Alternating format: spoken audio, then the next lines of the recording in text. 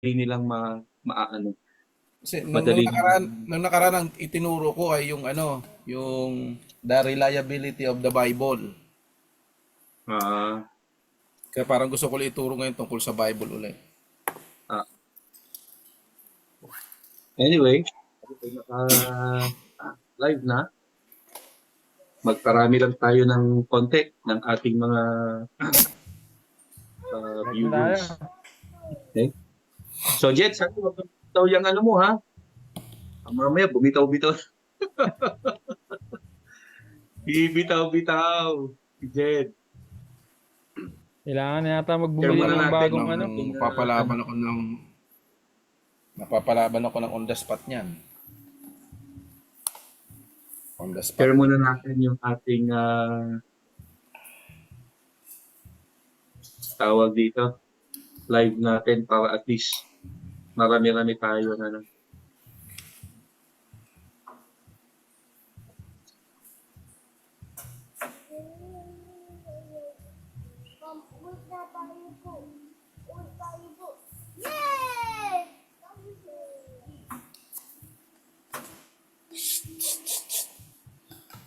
Papasok ko yung mga itong dalawa na to sa kwarto. Maingay eh. Bumibitiw-bitiw pa rin si Chet eh. Ganda pa naman ang pag-uusapan natin ngayon. Huwag kang mawawala. Makabili nga Ha? ng ano, bagong ano, makapagpalit ng bagong ano, wifi. Ewan ko ba't ganun eh, nangihingi ng signal. Subukan mo yung ano ba yung, merong ano ba yung, Gomo ba yun? Gomo? Mag-Starlink ka na, Brad. Extension na kasi yung Praise wifi the dito Lord. eh, extension.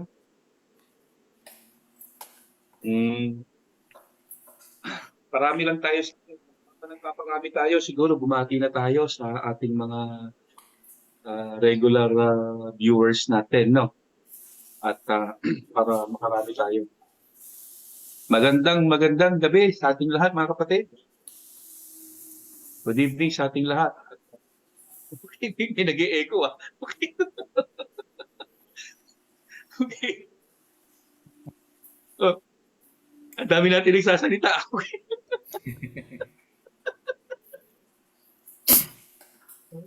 Konsensya mo yung isa dyan, Pastor. Ah, Konsensya mo yung isa. di tuloy ako makatuloy-tuloy ng pagsasalita eh, kasi meron akong naririnig na. Anyway, ano ba yon? Saan ba yon?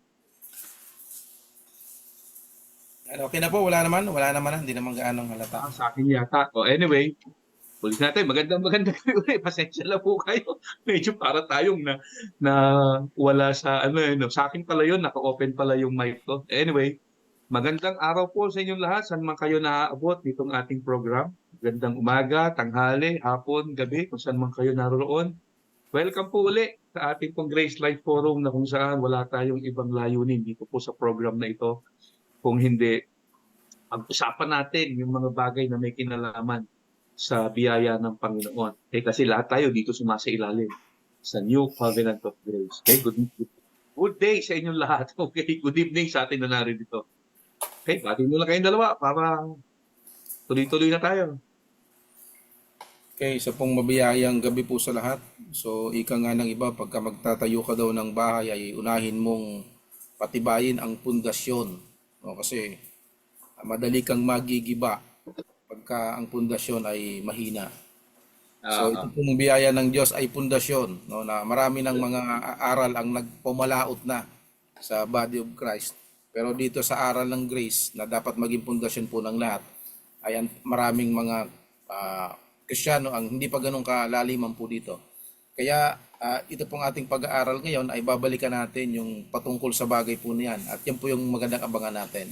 So, yan po yung aming pinagandaan at naman po ay makasama namin kayo hanggang sa dulo po ng aming pag-uusapan ngayon. So, magandang gabi po sa lahat at mabiyaya pong gabi sa ating lahat. Maganda yung word na binanggit mo ha, pumalaot ha. Okay. Para tayo nasa dagat ha. O Jet. Mangingisda kasi ako eh. Mangingisda ako sa Bicol eh. Nawala na naman si Jed. Ano ba, Jed? Okay.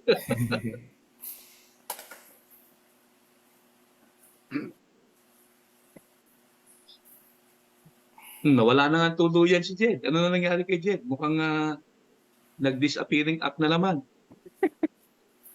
Ang hina ng signal, di ko namamatay, nawawala. Oo. Sige, nahabol na lang ba ako pagka makakaraos to. Makarao. Sige. Diyan ka lang. Pagka gusto mo magsalita, magsalita ka lang, ha? Okay.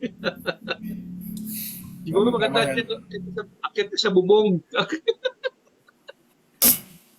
Akit ka sa bubong. Para yung signal mo lumakas. Hindi, biro lang. Biro lang. Nawala yung video mo, Pastor.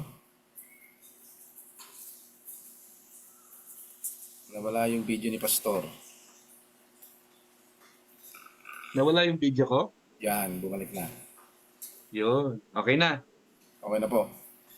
Sige. Nawawala ako pagka lumilipat ako ng ginawa. Nawala ako. Ayan, nawawala. Okay. Kaya, okay na. Mm-hmm. Okay. Sige, simulan na natin. Ano pa pag-uusapan natin, bro? Of course, ang pag-uusapan po natin ay yung lagi namang itinatanong ng marami. No? Series pala to. May continuation ng series natin. Opo. Continuation ng ating series about frequently asked question. No?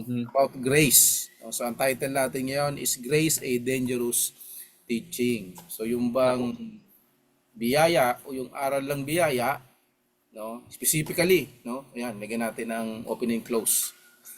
Yung bang yung sinasabi nilang, kasi inisip ng iba, hyper grace Is this a dangerous teaching? Kasi yun ang iniisip po ng marami. Isang bagay lang naman po pinagtatakahan ko, bakit napaka-controversial po itong aral ng grace? Parang hirap na hirap yung iba na ito po ay unawain.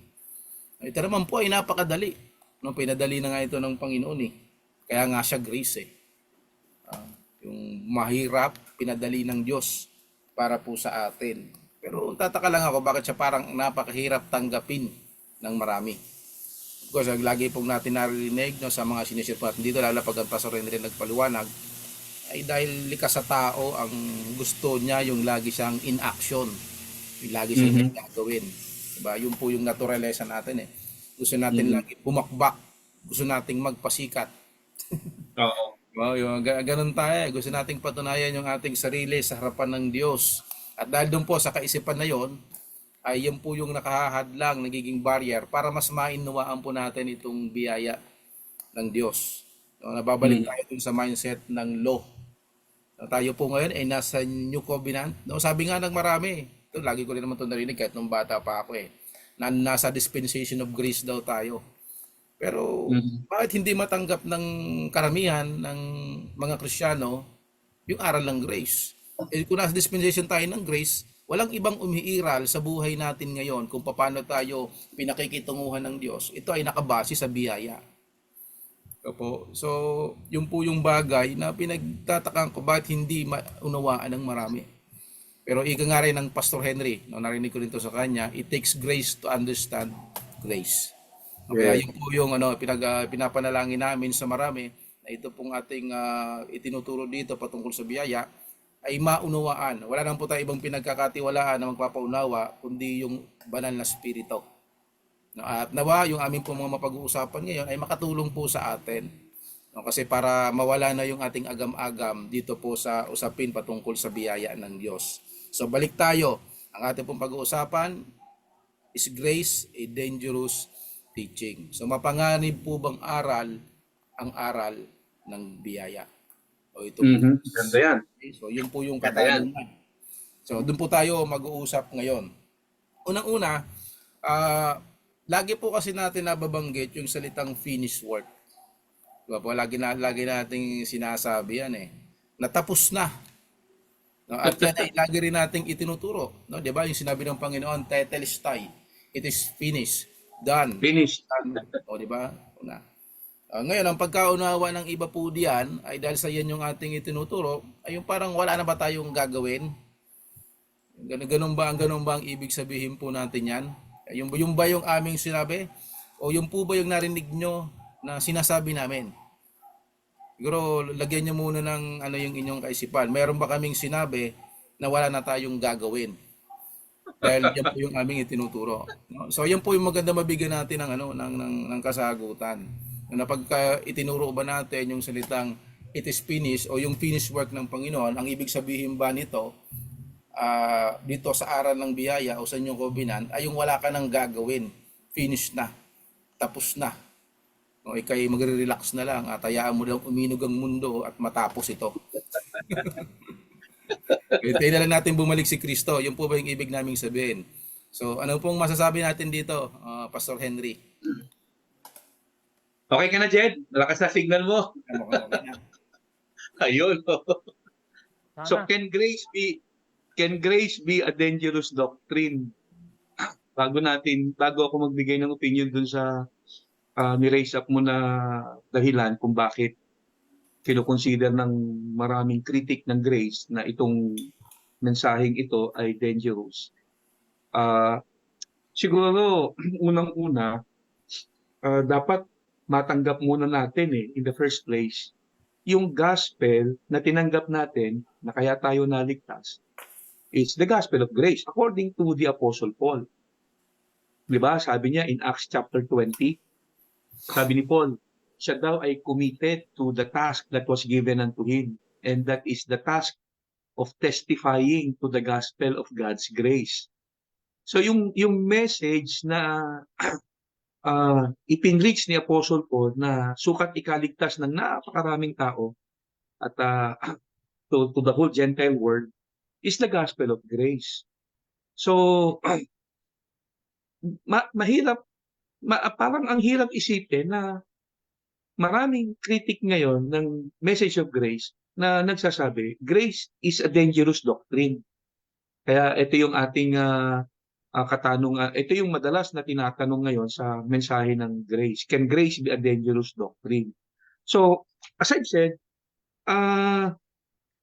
yung gospel na tinanggap natin is the gospel of grace. So, sana yun muna yung maunawaan natin. Kaya tayo naligtas dahil yung gospel na ipinreach sa atin is the gospel of grace. Now, to be specific, yung gospel, according to the Apostle Paul sa 1 Corinthians 15, is about the finished work of Christ. Yung si Jesus daw namatay para sa ating kasalanan, siya ay nilibing, muling nabuhay.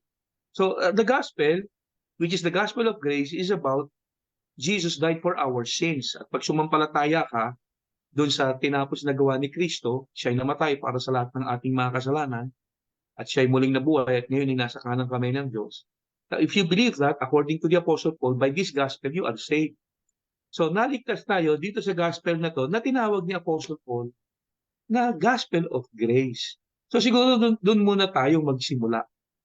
Yung gospel na na-receive natin, na ikinaligtas natin, according to the Apostle Paul, is the gospel of grace. Now, bakit ngayon natin nasasabi, it's a dangerous doctrine? Diba? Bakit sa dangerous? Sabi ni Apostle Paul, naligtas kayo by grace. You are saved by grace through faith. Naligtas daw tayo only by grace through faith. So yung gospel na nagligtas natin, according to the Apostle Paul, is the gospel of grace. So, bakit naiisip ng marami ngayon that this message, the message of grace, is dangerous? So, sagutin natin yan, no? Ako ang personal opinion ko dyan, ang grace message ba dangerous? Well, dangerous kung mami-misunderstood at mami-misapply. Yun yung danger doon. Kapag ka hindi mo naintindihan, and of course, dahil hindi mo naintindihan, mami-misapply mo yung message of grace. Meron nga akong isang narinig na kaibigan na nakinig ng message of grace, yung kakilala niya, tapos nakumbinsi sa message of grace, tas follower na ngayon ng isang preacher na nagtuturo ng message of grace. Nagulat siya kasi nung minsang magkasama-sama sila, nagyayang mag-inuman at akala niya red wine lang yung dadalhin, which is marami namang mga Christians na nagte-take ng red wine kasi good for the health naman ng red wine. Nagulat siya, red horse yung ininom. Hindi red wine, red horse. Tapos, ang daming biniling red horse. Talagang maglalasi nga. Di nagulat siya, tinanong niya. Sabi niya, Brad, teka muna, bakit tila yata parang karoon tayo ng pagbabago maglalasing ba tayo? At bakit red horse tong binili mo? Ang sagot sa kanya, Brad, under grace na tayo. We are, by grace tayo, under grace.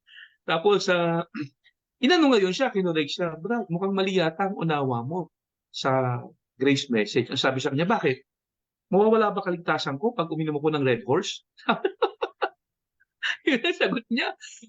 Mawawala ba ang salvation ko pagka ako ay uminom ng red horse?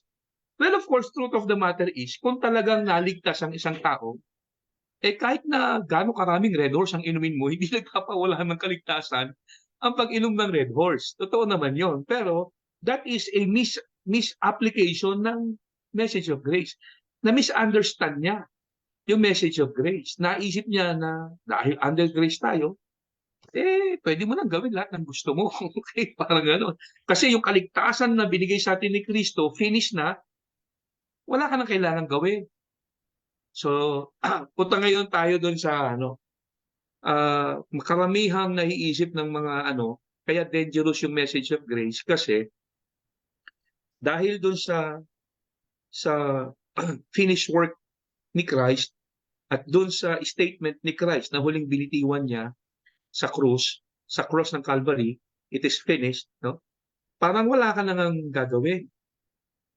At nagmo-motivate ito sa mga Christians to become lazy. Yun ang nagiging dating. Nagiging tamad ang maraming Christians. Well, pinapasubalian natin yon kasi hindi totoo na kapag ikaw ay nasa ilalim ng biyaya at ang grace message ay nagtuturo ng okay lang na wala ka nang gawin. Well, siguro pagdating sa kaligtasan, 100% naniniwala tayo, you cannot add anything from the salvation na tinanggap mo. No additional good works. Wala ka idadagdag kahit na ano. Ang salvation kasi natin, natanggap natin as a gift. Wala tayong maidadagdag doon. Nung tinanggap mo si Christ, naligtas ka only by His grace through faith. And it's a gift, not of works. Totoo yun, no? Pero that doesn't mean na talagang totally wala ka nang gagawin. Na para bang yung tinatawag na spiritual apathy, na para bang relax ka na lang kasi hindi mo naman kailangan magpakitang sa Panginoon kasi ka na ligtas ka na eh. Well, we categorically deny na nagiging tamad ang isang Christian under grace. Kasi unang-una si Apostle Paul, siya yung isang classic example na pwede nating sabihin na hindi naman siya nagpakita ng wala na siyang ginawa o katamaran yung umiral sa kanya nung ma-receive niya ang mensahe ng biyaya eh. Well, in fact, si Apostle Paul, according to his own testimony, siya daw ang pinakamaraming sakripisyong ginawa among the apostles. 'Di ba? I-share niya sa kanyang epistle yung mga hirap na dinanas niya. Share niya yung kung paano siyang nagdusa for the sake of the gospel. At ilan yung mga simbahang na itatag ni Apostle Paul doon sa kanyang mga missionary journey. So si Apostle Paul ang isa sa classic example na ang mensahe ng biyaya ay hindi nagsasabi na wala ka nang gagawin. Na para bang ikaw ay iiral na yung katamaran. That is not true. Well, in fact, yung grace ni Lord ang magtutulak sa atin na mas maging masipag tayo. Kasi sa totoo lang, lahat ng nakilala kong Kristiyano na naunawaan ng grace, naging masipag sa kanyang spiritual sa spiritual na pamumuhay in terms of sa pag-aaral ng salita ng Diyos, in terms of sa pag-serve, sa ministry, mas naging masipag.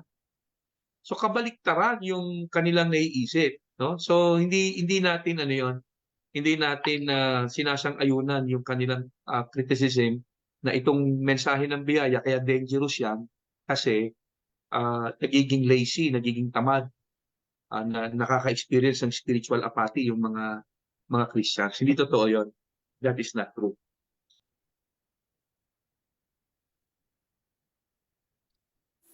Si Oh, Brother Jed, baka may gusto. Brother Jed, yung okay, maganda na Okay yung na ba signal niya. signal ko? Hindi na ba nawawala? Okay na. Okay na. Shoutout ko lang si Balik na. Brother Joel. Magpapa-shoutout eh. Shoutout sa mga ano diyan, mga ah, nanonood no. So, yun. Kaya wala namang ano eh, wala talagang contradiction sa ano, sa Bible na save by grace tapos magiging tamad ka.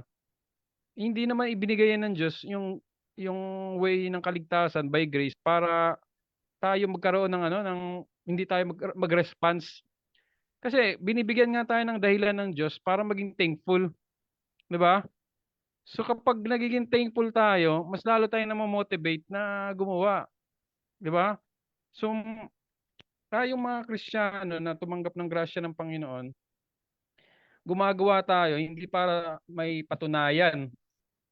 Kasi may mga grupo na ang sisipag, talagang ano, hayo ng hayo. Ito, bibigyan ko ng example, no? Nagtataka ako sa isang grupo na ito, di ko na napapangalanan, no? Sisipag to, kumakatok to sa mga bahay nila, sa mga tao, lalo pag Sabado, tsaka Linggo, kakatok sa pintuan nyo. Tataka ako, napakasipag nilang mag-share. Na inaalam ko, ba't masisipag tong mga to? Pero nalaman ko na yung kasipagan nila is iba yung dahilan. Iba yung motivation nila, ba't sila nagsisipag, no? So, nalaman ko na ang kanilang ginagawa pala is ang sa doktrina nila is requirement for salvation, no? Requirement for salvation yung kanilang pag-share daw ng gospel, pero hindi naman talaga gospel. Ang kanilang dinidiin is yung pangalan ng Diyos, no? So, yun. At nag-meditate at pinag-iisipan ko, pinagbubulay-bulayan ko, ba't parang mas masisipag pa yata ito sa mga nagsasabi ng save by grace. No? So, sa palagay ko yung, yung mga nagsasabi na ano, na wala na tayong gagawin, hindi talaga naintindihan nila yung ano, yung kung ano yung ebanghelyo.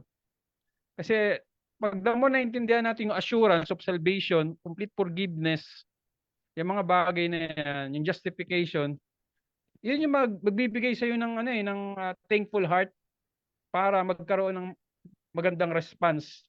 Katulad nung ano, yung babaeng Luke 7 ba yung pastor, yung nagbuhos ng pabango kay Jesus, 'di ba?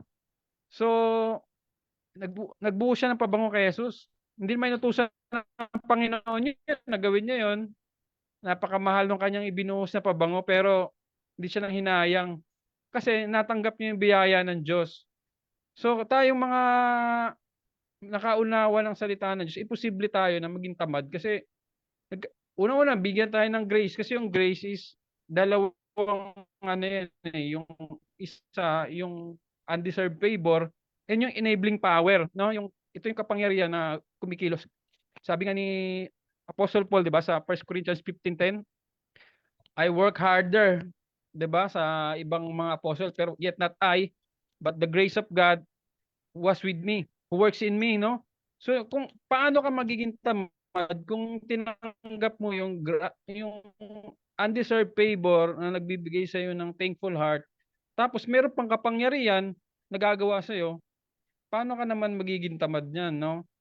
Tapos naintindihan mo pa kung gaano kaganda yung mensaheng ito, na binigyan ka ng assurance sa lahat ng mga mabubuting bagay, pinagpala ka, pinagaling ka, pinaunlad ka ng Diyos sa mga maraming aspeto ng buhay mo.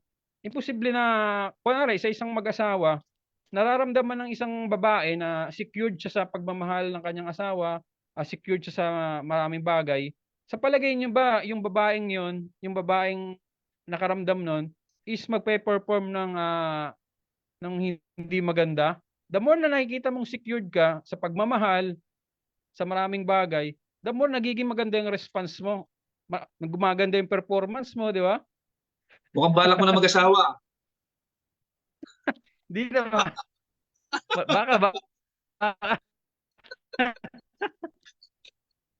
So, kapag nakikita, nararamdaman ng isang babae, o kaya, example lang yun.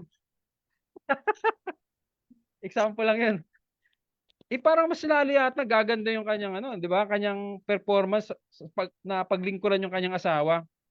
Lalo na tayo na meron tayong Diyos na perpektong nagmamahal sa atin at pinapadama sa atin yung assurance ng pagmamahal at yung kaligtasan na naghihintay sa atin. Pinupuno tayo ng kagalakan sa ating puso the more na mini-meditate natin yung salita niya.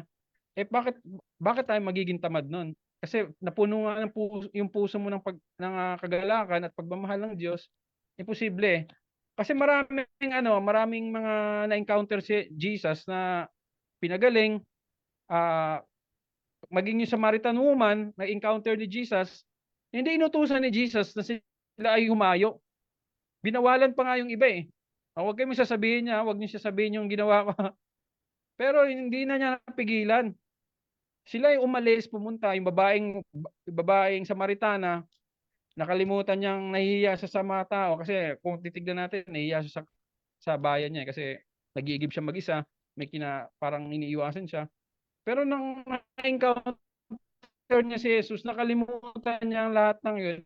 Pumunta siya sa maraming tao sa bayan at ipinamalita na si Jesus, siya yung Misaya. So kapag naintindihan natin yun, imposibleng maging tamad tayo. Yun nga yung nagbibigay sa atin ng kagalakan para yung finish work ng Panginoon, yun yung yun yung great motivation no na mag-serve tayo. Yun lang po. Sa next bawi na sa next point. Nag-blush ka dyan kanina nung sinabi kong parang balak mo na mag-asawa. Saka yung internet niya medyo nag-fluctuate. Hindi po pwede. Fluctuate ba? Static na. Maganda yung binanggit ni Brother Jet tungkol doon sa ang motivation ay yung finish work. No? Gaya ng nabanggit na kanina, ba, yung mga naglilingkod, ang starting point kasi nila hindi sa finish eh. Diba, tayo mga nasa biyaya, ang starting point natin nasa finish. Di ba? Doon tayo nag-start sa finish na work. Alam na natin na yung ating righteousness, no? Tapos na finish na siya Yung kanina binabanggit ni Brother Jed, yung iba ay kinukuha pa lang nila yon yung righteousness kaya sila naglilingkod. Diba? Yung kaligtasan kinukuha pa lang nila. Yung fellowship. No? Kasi meron ako dating grupo na ang kanilang paniniwala, okay, ligtas ka na by grace, pero yung magandang fellowship ay i-maintain mo sa Diyos sa pamamagitan ng pag-work. So hindi sila nag-start do sa finish na work. No, yung righteousness mo kailangan mo pang i-maintain sa harapan ng Diyos. No? So tayo ay hindi ganoon ang ating paniniwalaan.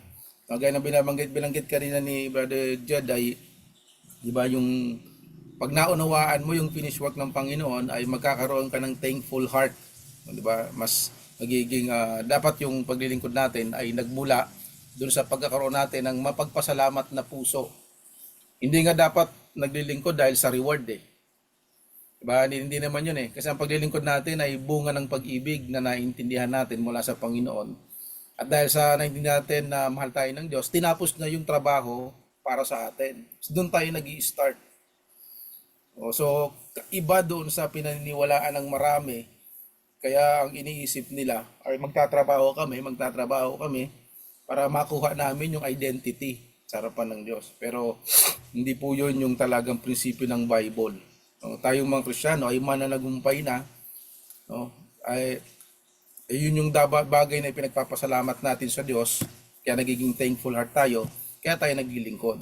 Kasi tinapos na ng Panginoon para sa atin yung mga bagay na hindi naman natin magigain. So yun po yung ating pinaniniwalaan.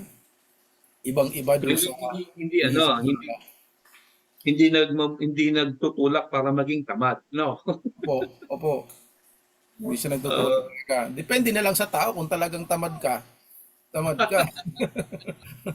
yung talagang tamad yun kahit anong gawin mo. Kasi yun namang paglilingkod natin, inuudyok yun ng banal na spirito Diba? Hindi siya yung ang akala mo kailangan mong ipus yung tao na maglingkod Kailangan mo i-condemn na shame on you. Kasi ganoon ang narinig ko nung araw. Hindi ka naglilingkod sa Diyos. At, ako narinig ko po talaga yan, Pastor. Sa pulpit, pinahampas ko yung pulpit ng shame on you. Yung mahiya ka sa Diyos. Yung binabanggit natin na wala ka nang gagawin, may kinalaman yon doon sa salvation na pinrovide ng Panginoon. Yun yung wala kang pwedeng idagdag doon. Kasi siya lang yung gumawa nun na nag-provide ng salvation natin eh. Talagang there is nothing you can add to it para sa kaligtasan natin. Yun. Pero that doesn't mean na parang okay ka na lang na wala ka nang gagawin. Okay? At saka doon po sa identity natin kasi sila ang iniisip nila, mini-maintain nila yung fellowship eh. Kaya sila gumagawa ng gumagawa. Eh sa atin hindi na natin tayo yung relationship natin maintain na yun ng Panginoon. Hindi naman natin kaya i-maintain eh. Kasi para ma-maintain mo yung relationship mo sa Diyos Ama, kailangan banal ka eh.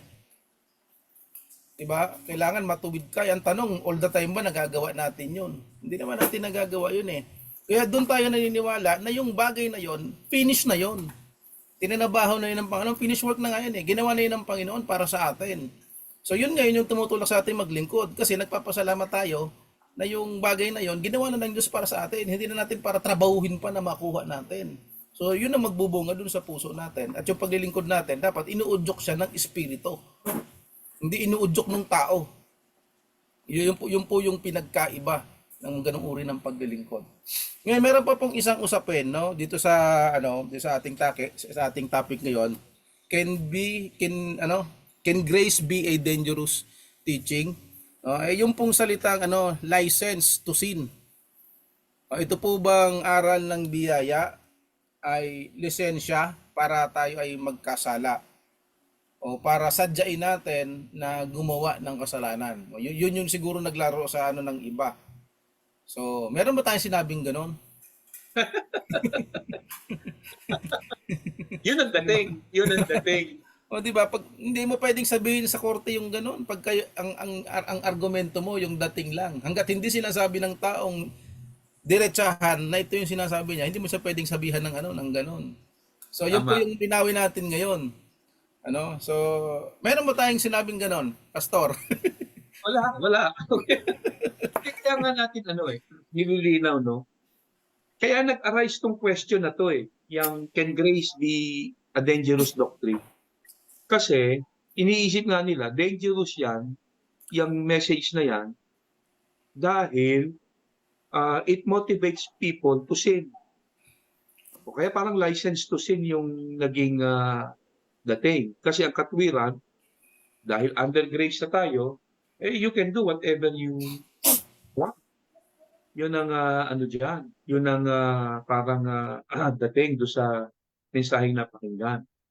Yun, sabi ko nga kanina, yes, possible dangerous yung ganitong teaching kung mami-misunderstand mo yung mensahe. Kasi once na misunderstood mo, mami-misapply mo. Diba? Kasi kung ang dating sa'yo, kasi nakapaloob dito sa grace message yung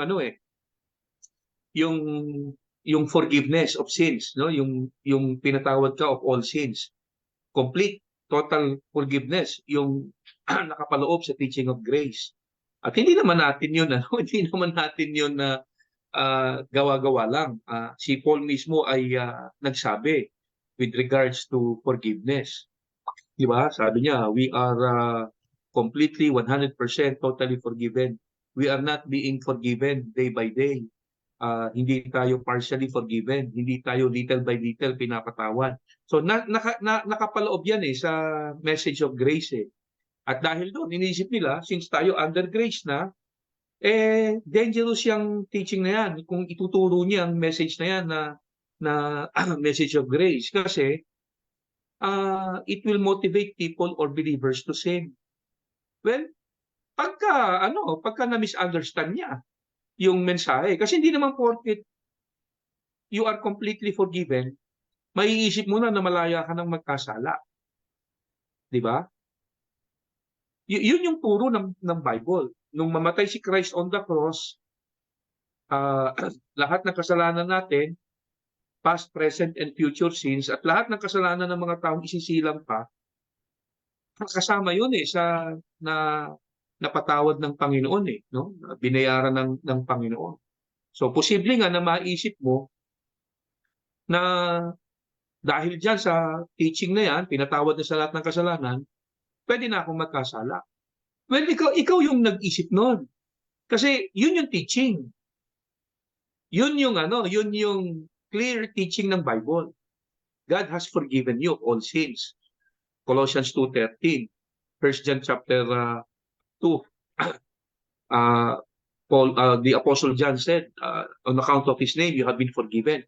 So, yun yung clear teaching ng Scripture. Hebrews 10, ganun din, no? By one sacrifice, we were for all time forgiven. Now, so, in other words, nasa sayo na lang yon kung ang magiging response mo dito sa na-receive mong mensahe, which is completely forgiven ka, na nakapaloob yan sa mensahe ng biyaya, message of grace, kung ang magiging response mo dyan, pwede ka na magkasala.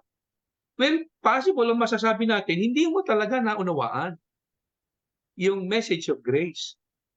Yes, it's true. Tinuturo ng Bible, completely forgiven ka once na sumampalataya ka kay Jesus, no? Pero wala namang sinasabi si Lord na pwede ka nang magkasala at malaya ka nang gumawa ng kasalanan. Walang ganun. Okay? So, na-misunderstood mo yung mensahe. Diba? At kung ganyan ang magiging response mo, pwede nating sabihin na pagdududahan natin yung pagiging Kristiyano ng isang tao. Diba? Kasi kung matapos mong maunawaan o marinig yung under the message of grace, you are completely forgiven because of the sacrifice of Christ. Kung matapos mong marinig yon, ang magiging response mo ron, ganun ba?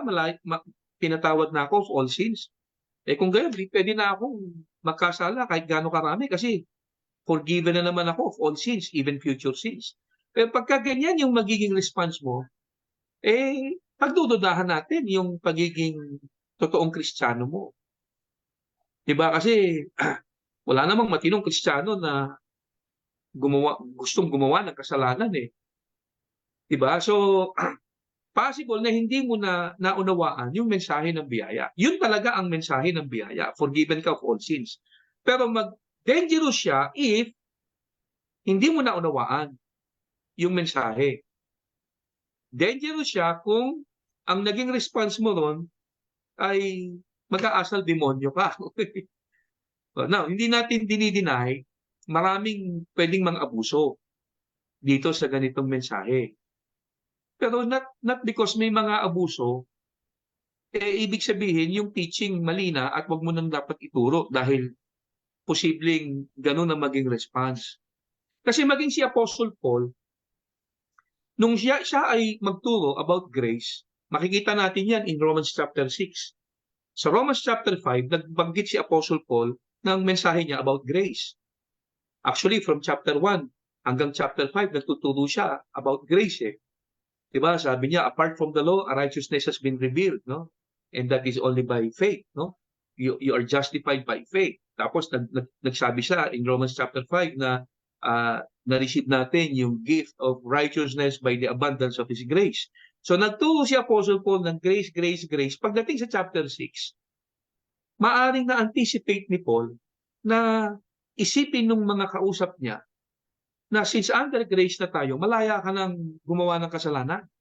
Kaya pagdating sa chapter 6, sa verse 1, sabi niya, what shall we say then? So, nang sabihin niyang what shall we say then, karugtong ito nung mga sinasabi niya in chapter 5 patungkol sa grace. Kaya sabi niya, what shall we say then? Since under grace tayo, what shall we say then?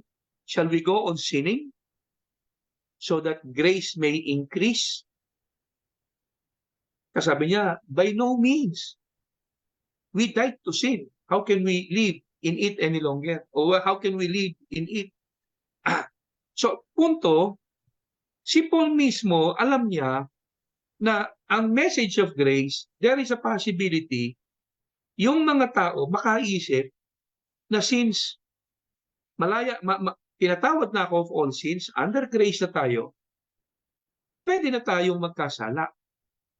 So, anticipated ni Paul yun, na there was a possibility na may mga tao na ma-misunderstand nila yung message of grace. Kaya pwede natin sabihin, this message is dangerous if misunderstood ng mga makikinig. Pero, yan kasi ang yan kasi ang gospel eh. The gospel is the gospel of grace. Kaya dapat mo siyang ituro pa rin. Kasi yun ang gospel eh. It's the gospel of grace.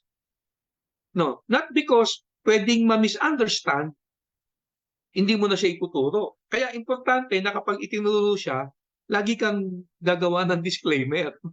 Diba? Gaya ni Apostle Paul. Kasi si Apostle Paul, matapos siyang sabihin yung we are under grace, no? Tayo ay naka-receive ng abundance of grace. Pagkatapos nun, bigla niyang sinabi in chapter 6, beginning verse 1, shall we go on sinning because we're under grace? By no means. So ang apostol mismo, si Apostle Paul mismo, alam niya if misunderstood, this message can be dangerous. But not because may posibleng maka-misunderstand nitong mensaheng ito, hindi siya pwedeng ituro. At huwag ituturo. Bakit? Kasi ito yung gospel eh. Di ba? The gospel is all about the gospel of grace. Ngayon, kung ako ay naniniwala, once na naunawaan ng isang Kristiyano yung mensahe ng biyaya, ang unang response niya rito, of course, magiging malaya siya eh. Okay? Very liberating itong mensaheng ito eh. Okay? Mapapalaya siya nito. Kasi maiisip niya, no? I am totally 100% forgiven. So, ibig sabihin, magkakaroon siya ng assurance na siya ay talagang ligtas na. Kasi, ang isang dahilan lang naman kung bakit tayo nagdududa na pwedeng mawala ang kaligtasan natin, yung kasalanan eh. But since naliwanagan ka that all sins are forgiven, including future sins, so magkakaroon ka ng assurance of salvation. Kasi pati future sins mo ay kasama sa napatawad na. So magkakaroon ka ng liberating experience, no? Mapapalaya ka. Tapos, ang magiging response mo diyan kung maganda ang pagkaintindi mo o kung naintindihan mo talaga is out of gratitude, mas mamahalin mo si Lord. Kasi yun actually ang ang proper response eh. One time na, di ba, merong nag-invite kay Jesus na dinner, yung isang Pariseo by the name of Simon. Pagkatapos, merong nag-gate crash doon, yung isang prostitute.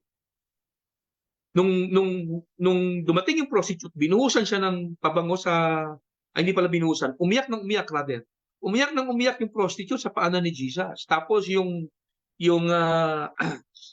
Pariseo na si Simon, kinriticize niya si Jesus sa kanyang isipan. Anong sabi niya kay Jesus? Kung propeta talaga ito, dapat alam niya kung anong uri ng tao itong umiiyak sa kanya. Okay? Nabasa ni Jesus yung kanyang naiisip. Tinanong niya si Simon. Anong sabi niya kay Simon? Simon, may tanong ako sa iyo. May 2 taong nagkakautang sa isang lalaki. Parehas hindi makabayad. Yung isa napakalaki, yung isa maliit lang. Parehas hindi makabayad, kinancel nung nagpautang yung mga utang. Etong tanong, Simon, sino sa kanilang dalawa ang higit na magmamahal? Yung pinautang ng malaki o yung pinatawad ng malaki o pinatawad ng maliit lang? Ang bilis ng sagot ni Simon eh. Siyempre Lord, yung pinautang ng malaki o yung pinatawad ng malaki ang higit na magmamahal. Kay cutting the long story short, sabi ni Jesus, totoo yung sabi mo. Pagkatapos, bigla niyang binanggit yung tungkol sa babae. Etong babaeng ito, pinatawad ng higit, nagmahal ng higit. Yung pinatawad ng kakaunti, magmamahal lang ng konti. So ang point ni Jesus na gusto sabihin doon, proper response ng mga taong naka-receive ng forgiveness, magmamahal. Sabi ni Lord, sino ang magmamahal? Yun yung tanong niya eh. Sino ang magmamahal ng higit? Yung pinatawad ng mas higit, mas malaki, o yung pinatawad ng konti? So ang point ni Jesus doon, ang tamang response sa isang taong naka-receive ng forgiveness, maliit man o malaki, magmamahal. Kaya kung ang response mo after mong maunawaan yung message of grace na nakapailalim dito yung complete forgiveness, kung ang response mo diyan hindi magmamahal, mali yung response mo. Possible hindi mo naunawaan yung message of grace. Kasi kung naunawaan mo ang message of grace na nakapailalim dito yung complete forgiveness, magmamahal ka. Kasi yun lang naman nakikita kong reason kung bakit naiisip nilang license to sin eh. nakapaloob dito yung complete forgiveness, eternal security. So therefore, naiisip nila, since under grace na tayo, pwede na akong magkasala. Gaya ng kwento ko sa inyo kanina, yung kakilala ko na nakasama niya yung isang dati niyang kakilala din na nakapakinig ng message of grace, nakumbinsi sa message of grace, pagkatapos isang araw, nagyayang mag-inuman, no? Red horse yung iniinom, magpapakalasing. Ang sagot sa kanya, bakit mawawala ba ang kaligtasan ko pag uminom ako ng red horse? Well, totoo naman. Hindi mawawala ang kaligtasan mo kahit ilang kahong red horse pa inumin mo. Pero ang tanong diyan, ang tanong, yan ba ay proper response? Kasi baka naman hindi ka pa talaga naboborn again. Di ba? At kailangan ka muna ma-born again. Yun yung point. Okay? So dangerous siya, in a sense, kapag hindi mo naintindihan. Pero kung naintindihan mo, hindi siya dangerous. Yun ang pwede natin sabihin doon. Amen. Ayun po, Kailangan lang ano lang, talagang maunawaan dadagdag lang ako ano ng po. konti. So, kaya nga dito papasok yung ano although meron pong mga Christian na hindi naman talaga nila intindihan naman talaga ang grace, di ba? So, meron pang lack of discipline, di ba? Yung self-control. So, kaya nagkakagawa ng mga pagkakasala, di ba? So, ganun yon.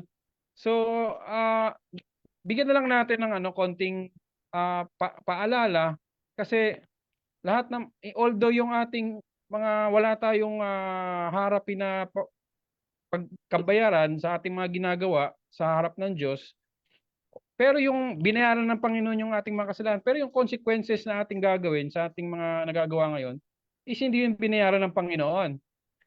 No, hindi niya binayaran yon.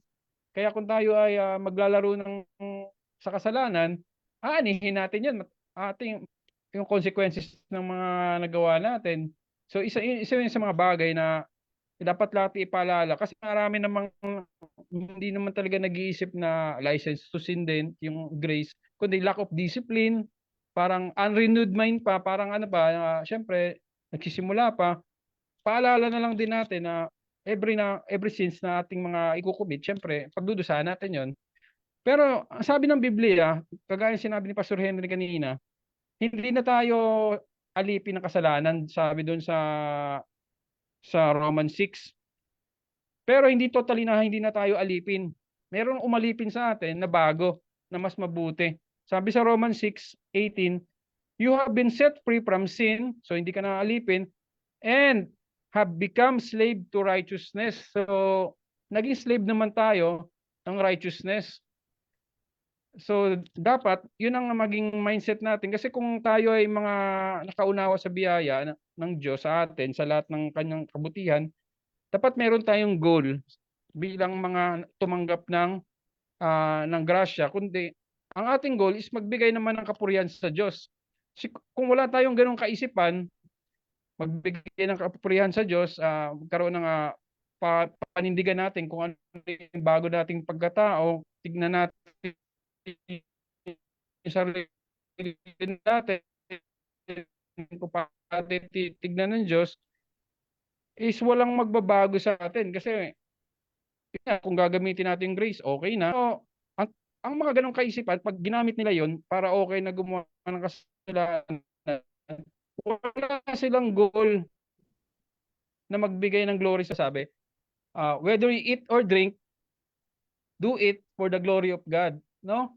So, kung tayo ay dapat maging balanse tayo kasi gusto lang natin tignan yung assured ka sa kaligtasan mo, bayad na lahat ng kasalanan mo, pero nakakalimutan din natin yung mga sinulat dito, no? Yung proper response. Marami rin namang sinulat kung paano tayo tutugon ng tama. So, gaya na lang na sinabi ni Pablo, whatever you do, whether you eat or drink, do it for the glory of God. So, dapat magkaroon tayo ng ganong kaisipan upang magawa nating layuan yung mga maling gawain na hindi na bumabagay sa ating bagong pagkatao. Ang isang key dyan kasi is yung isipan natin hindi na bago. Although son of God ka na, believer ka na, pero yung kaisipan mo na hindi pa nababago. Yung isa dyan, is yung mga hindi nagtuturo talaga ng tunay na grace sa Panginoon. Yung mga half grace lang. Hindi talaga ituturo yung tunay na identity mo. Hindi nila itinuturo yung mga bagay na tinanggap mo sa Panginoon. Gaya sinabi ni Brother Joel kanina, you already righteous. Kasi kung naintindihan na natin yon, magkakaroon tayo ng motivation para lakaran yon. Ibinigay na sa atin, nilalakaran na lang natin. So yun lang po, ay dadagdag ko. Di ba? Lagi naman natin sinasabi na hindi mo naman kailangan yung grace para, kumaga, hindi mo kailangan yung license para makagawa ka ng kasalanan. Nung kumuha ka ng lisensya, marunong ka na mag-drive. Bago ka kumuha ng license to drive, marunong ka na mag-drive eh.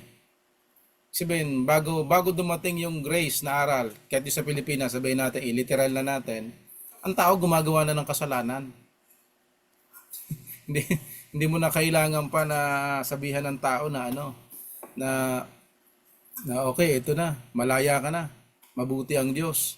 Tapos dahil dun sa ganung tinuturo mo, yun ay grace yung tao parang inuudyok mo na magkasala. Gaya ng sinasabi natin kanina, wala naman tayong sinasabing ganon. Ang tinuturo lang naman natin ay yung kabutihan ng Diyos. Diba? Sabi ni Pablo, yung goodness ng Diyos ay nagli-lead sa tao sa repentance. Diba? Ibang-iba pa nga yun doon sa sinasabi ni Apostol Pablo na yung batas, yung pa yung nagdala sa tao sa kasalanan Yung pa yung lalong mas nagtulak sa tao. Diba? So kung pagkukontrahin mo yung dalawa, siyempre doon ako sa goodness. Kasi kahit anong pilit mo na talagang sundin, mas lalong doon ka pa nga napapasama doon sa lagi nating itinatanim sa tao, yung takot. Yun lang naman yung dalawang magkalaban Yung lagi nating tinatakot yung tao para siya hindi magkasala, o yung tao, ipaintindi natin yung kabutihan ng Diyos para siya hindi magkasala. So, dalawa lang po yun. At alin po ba yung mas pipiliin natin? Nung dumating ba yung kabutihan ng Diyos, saka nagkaroon ng lisensya ang tao na magkasala? O dun sa tao, tinakot mo? Diba? Hindi mo kailangan ng license kasi para Oh, magkasala. hindi mo yun kailangan Marunong ka na mag-drive bago ka nagka-license In fact, tatanungin ka pa nga ng di ba? Tatanungin ka muna nga ng nag-interview diyan May mga test ka pang dadaan, marunong ka ba talaga mag-drive? Di ba? Marunong. Bago ka bigyan ng license, no? Bago ka mabigyan ng license. So, hindi hindi mo kailangan ng grace para ka magkasala. Oo. Talagang makasalanan ka na. Dati ka na nagkakasala. Oo. Dati ka na nagkakasala. Dati ka na nagkakasala, hindi mo pa naiintindihan. Sabihin, ang pinapunto lang po natin, hindi mo pa nauunawaan yung grace. Nagkakasala ka na. Nagkakasala ka na. How much more kung na-misunderstood mo yung grace? Diba? Yun po yung malala na ikay nasa ilaw na pero ikay umano pa. Tumalilis pa. Diba? So yun lang naman po, dalawang bagay lang naman yun. No, yung bang tao ay tatakutin mo para siya hindi magkasala, o yung tao ituro mo yung kabutihan ng Diyos para hindi siya magkasala. Yung po doon po kami sa ang tinuturo namin yung kabutihan ng Diyos para hindi siya magkasala. Para mas lalo siyang yun na mag-motivate sa kanya na wag gumawa ng kasalanan. Gratitude. Yes. Opo. Yun lang naman po yung ibig sabihin namin doon sa pagtuturo ng grace, yung goodness ng Diyos. So, malamang yung mga nagsasabi po niyan na yung ating tinuturong grace ay license to sin, sila po yung nagtuturo ng fear Sila po yun Kasi ang gusto nila yun din ang ituro natin Hindi, at saka wala naman tayong sinabing pwede ka na magkasala. Okay. Yun nga Ito pa po pastor ang ang medyo hindi ko talaga siya matanggap. Yung atin daw grace na itinuturo ay cheap grace. 'Di ba? Kasi yung atin daw grace na itinuturo ay hyper na grace. Hyper grace. 'Di ba? Yung dalawang 'yon. Lagi nilang binabanggit 'yon. Hindi ko alam bakit kinukutsa nila yung hyper grace. Pero siguro baka hindi talaga pa nila nauunawaan. Saan ba nakakabili ng cheap na grace? O, diba? Cheap, Eh, cheap ba yung, wala pong grace na cheap. Ang grace ay grace. No, kahit saan ka mhm. mapalingon, saan mo hindi mo mapasubalian na ang grace ay hindi cheap. Dahil malaki yung pinambayad ng Panginoon niya para matanggap natin. Yes. Kaya nonsense yun, yung cheap na grace. Pastor, ano bang masasabi natin dyan? Ah, wala na lang silang masabi eh.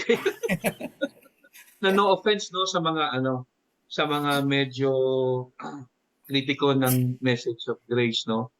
Ah, siguro balikan ko na lang muna uli yung pinaka main topic natin no, yung can grace be a dangerous doctrine o teaching? Ang sagot natin diyan again, pagka na-misunderstand mo yung message of grace, possible dangerous siya. Kasi nga maiisip mo, pwede ka nang magkasala. Bagamat wala namang matinong grace preacher ang magsasabi nun na malaya ka na magkasala kasi under grace tayo. Kasi kung merong ganong nagturo na grace preacher, hindi grace talaga ang kanyang tinuro. Kasi sabi nga ni Paul in Titus, the grace of God teaches us to say no to sin. Yung ang biyaya ng Diyos ang nagtuturo sa atin para umiwas sa kasalanan eh. So, hindi totoo na ang grace ng Diyos ang magbibigay sa atin ng lisensya para magkasala. Okay? So, again, dangerous siya if na-misunderstand nung nakikinig. Kaya nga si Apostle Paul, gaya ng nabanggit ko na kanina, na-anticipate niya na posibleng merong maka-misunderstand ng kanyang sinasabi in Romans 5. Kaya pagdating sa Romans chapter 6, gumawa siya ng disclaimer. Di ba? Sabi niya sa chapter 6, verse 1, shall we go on sinning because we are under grace? O shall we go on sinning so that grace may abound? Sabi ni Paul, no, by no means. So, alam ni Paul na pag na-misunderstand yung message niya, maiisip ng mga nakikinig, pwede na akong magkasala. Diba? So, again, dangerous siya kapag ka na-misunderstand mo. Kaya importante rin doon sa nagtuturo ng grace, gagawa parati siya ng disclaimer. At magsasabi na hindi natin sinasabi na porket under grace tayo, malaya ka ng magkasala o mag-asal demonyo. So, hindi natin sinasabi yun. Okay? So, bottom line, kung naunawaan mo naman yung message of grace, at dapat naman itong ituro because this is the gospel of grace. Liberating itong mensahe na to. Well, in fact, sa totoo lang, pag tinignan mo ang Bible, ang mensahe ng grace, it makes God more attractive. It makes God more desirable. Pansinin mo si Jesus. Nung dumating si Jesus dito, bakit yung mga prostitute, yung mga tax collector, yung mga kilalang mga notorious na sinner, gusto nilang lumapit kay Jesus. Very attracted sila kay Christ. Lahat ng mga makasalanan, gustong-gustong lumapit kay Jesus. Bakit? Kasi ang nakita nila kay Christ is yung punong-puno ng biyaya eh. Diba sabi ng Bible, the law was given to Moses, grace came through Christ, at si Jesus daw was full of grace. Hindi lang siya gracious, full of grace. So nung si Jesus nandito nagmi-ministry siya, he was full of grace at yung mensahe niya ay punong-puno ng grace. Very attractive si Jesus sa mga sinners. So point is this. If you want sinners na maging attracted sa Panginoong Jesus, preach grace. Because grace makes God more attractive. Kaya nga yung binanggit ni kanina ni Joel in Romans chapter 2, the goodness of God leads people to repentance. Yung goodness doon actually in the original Greek is grace. The grace of God leads people to repentance. So, ang mensahe ng biyaya sa totoo lang, kung maiintindihan ng mga makikinig, very liberating yung mensahe niya. Okay? Dangerous siya kung mami-misunderstand nung makikinig.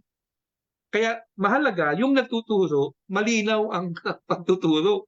Otherwise, Pag na-misunderstand yung message of grace, mami-misapply siya, doon ngayon lumalabas na nagiging dangerous yung mensahe.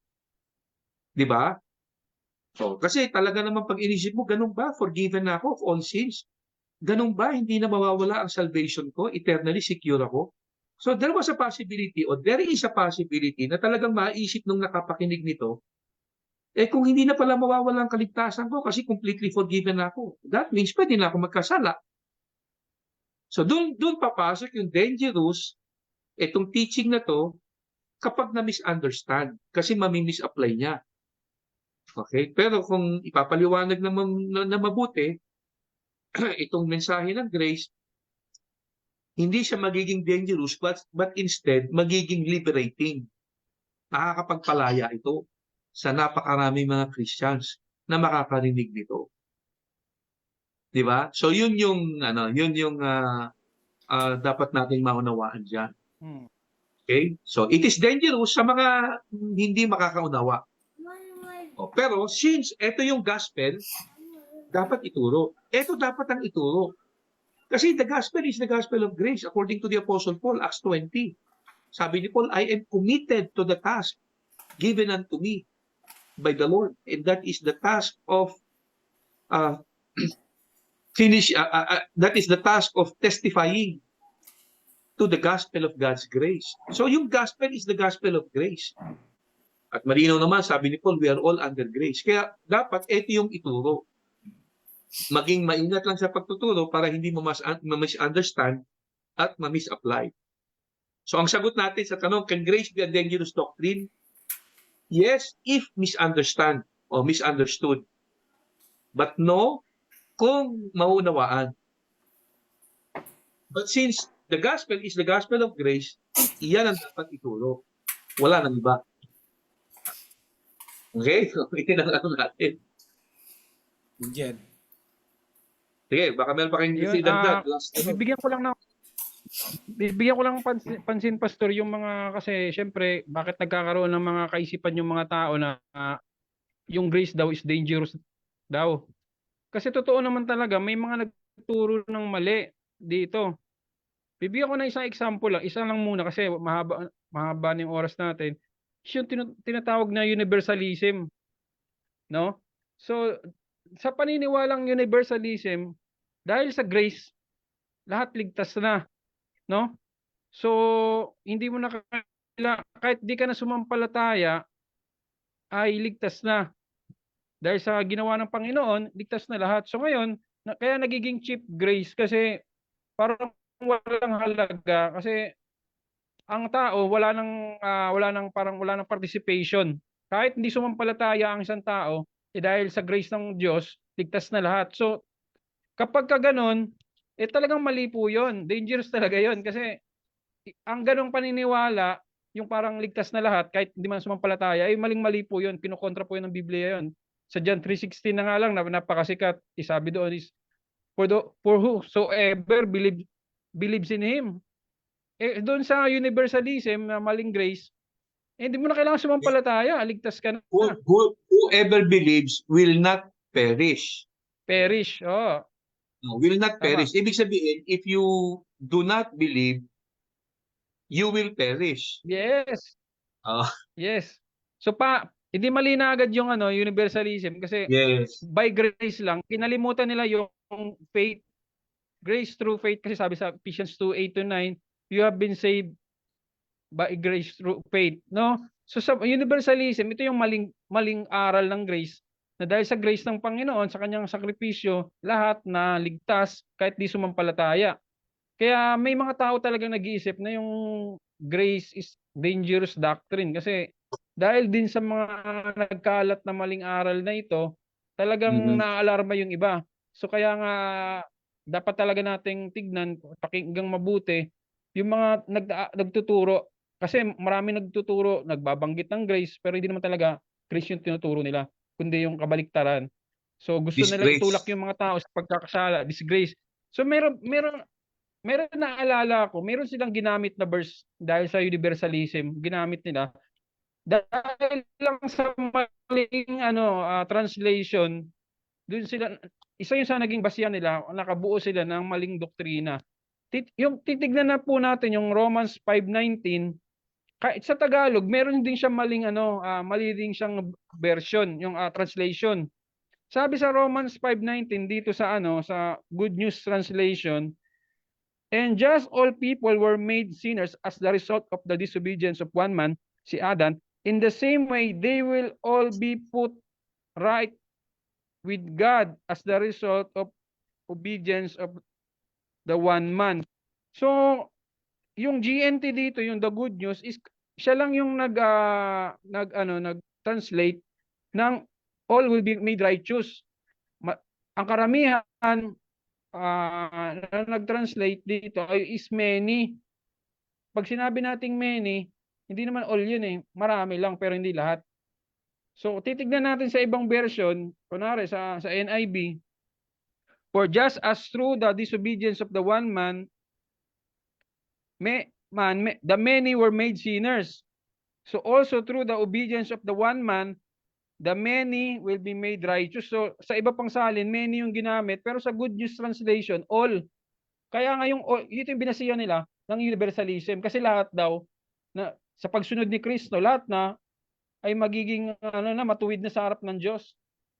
Kahit sa MBB po, kung babasa natin yung MBB, lahat, tingnan natin yung MBB.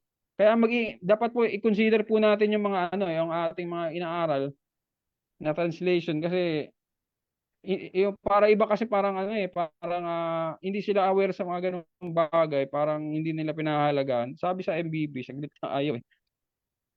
Sabi doon is ayaw mag-ano ng MBB ko. Basta sabi doon lahat magiging matuwid. Lahat magiging matuwid. So ngayon, kung hindi natin i-check sa iba, ay parang sabihin na agad natin is dahil sa ginawa ni Kristo, lahat ng tao sa mundo ay ituturing ng matuwid ng Diyos. Pero hindi ganoon sinasabi. Balikan natin John 3:16. Whosoever believes in him will not be perished, no? So may kondisyon.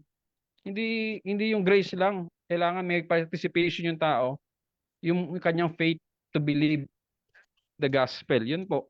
Kasi sinasabi ko lang to, totoo talagang may mga maling Bumitaw na siya. Bumitaw na yung kanyang signal. Bumitaw na. Di bale, matatapos na naman tayo eh. Joel, yan Isa mo pa na. dyan, pastor, isa pa dyan, pastor, sa, bukod doon sa binabanggit ni Brother Jed na, yung sa universalism, di ba, yung mga prosperity gospel? O, di ba, yung iba dyan, nagtuturo ng grace, tapos nagtuturo din ng prosperity. Tapos yung over-exercise ng healing. Yung hindi na umiinom ng mga gamot pag may sakit. Kasi Suicide yun. di ba?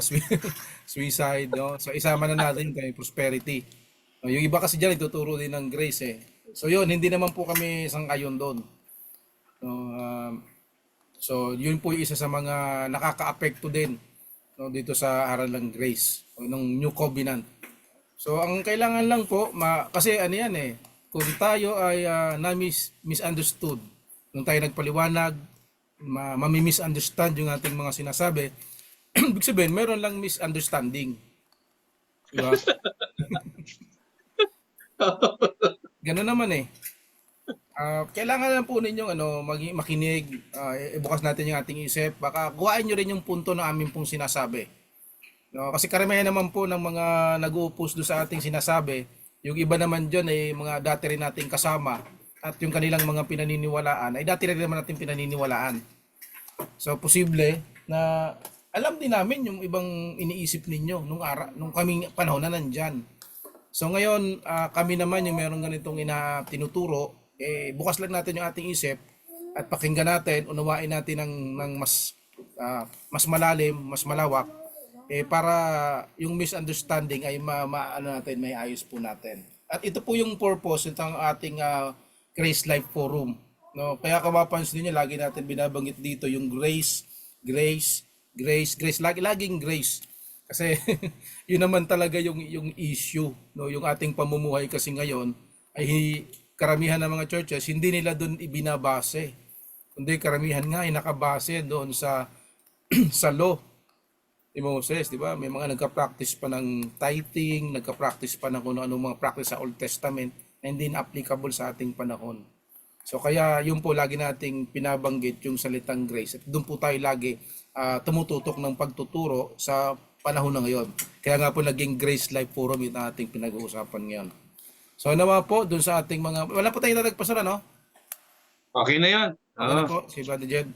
Okay, so nawa po doon sa ating mga napag-usapan ay nakapagdagdag po kami ng kalaman at kalinawan doon sa isang usapin na malamang doon sa iba ay nami-misunderstood nila, ay nawa nakabigay po ng ng yung kaayusan doon sa mga na naguguluhan, mga nakukonfuse, no? At kung meron pa pong mga ibang mga bagay na gusto ninyong mapag-usapan, mayroon po tayong comment section diyan. Subukan po nating mag-suggest. Baka sakaling ma-free na, kumbaga malibre na yung aming pag-iisip kung ano pa bang topic ang aming dapat pang pag-usapan. So magandang gabi po sa lahat at pagpalain po tayo. Sige, Jet, paalam ka na para ako na yung huli. Ayun, salamat po sa mga sumubaybay at mga nag-share ng ating forum. Tulungan niyo po kami na may palaganap yung tunay na mensahe ng biyaya. Kasi ito yung kalooban ng Diyos na gawin ng mga mananampalataya. Magtulungan tayo sa ikasusulong ng katotohanan. Kaya salamat po sa mga nagsusubaybay at patuloy na nagbabahagi ng forum na ito. Magandang gabi sa lahat. Yun. Sleep well. Again, mga kapatid, muli, grace is a dangerous doctrine if misunderstood. If not, it's liberating. Nakakapagpalaya siya. Ngayon, not because possible na may danger, ay hindi siya dapat ituro. Kasi, naligtas tayo by this gospel. The gospel of God's grace. Okay? So mga kapatid, minsan pa, magandang gabi uli sa inyo lahat. Ito po si Brother Henry Uy ng Grace Life Church. See you next week sa ating pong susunod na forum. Matagal pa ho itong ating series na to regarding FAQ sa Message of Grace. Magandang gabi po sa ating lahat. Good evening sa inyong dalawa. See you next time.